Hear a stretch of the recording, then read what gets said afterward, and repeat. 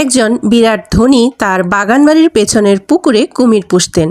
একদিন তিনি তার বাড়িতে বিশাল এক পার্টি দিলেন। নানান জায়গা থেকে বহু লোক এলো সেই পার্টিতে। প্রচুর মদ্যপান আর খাওয়া দাওয়ার পরে পুরাতন কালের মহারাজদের স্টাইলে ধনী লোকটি ঘোষণা করলেন, যে সাহস করে কুমির ভর্তি পুকুরটি সাঁতরে পার হতে পারবে তাকে তিনি হয় 1 কোটি টাকা দেবেন, না হয় তিনি তার কাছে তার সুন্দরী কন্যাকে সমর্পণ করবেন। কথাটি শেষ না হতেই ঝপাং করে একটি শব্দ। দেখা গেল একজন লোক প্রাণে পণে সাঁতরাচ্ছে আর তার পিছনে তিনটা কুমির তাড়া করছে। সবাই পাড় থেকে লোকটাকে অজস্র উৎসাহ জুগিয়ে চলল। লোকটা অবশ্যই ভালোই সাঁতার কাটে, তার উপর প্রাণের মায়া।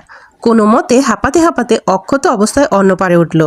ধনী লোকটি এগিয়ে এসে লোকটির হাত ধরে বললেন, আমি বিশ্বাস করতে পারিনি এত সাহস দেখানোর মতো ক্ষমতা কারও থাকতে পারে। ইয়াং ম্যান, তুমি কি চাও, আমার কন্যা না 1 কোটি টাকা? লোকটি তখনও হাঁপাচ্ছে। হাঁপাতে হাঁপাতে বলল, আমি আপনার কন্যাকেও চাই না, আপনার 1 কোটি টাকাও পেতে চাই না। আমি শুধু জানতে চাই আমাকে ধাক্কাটা কে মেরেছে।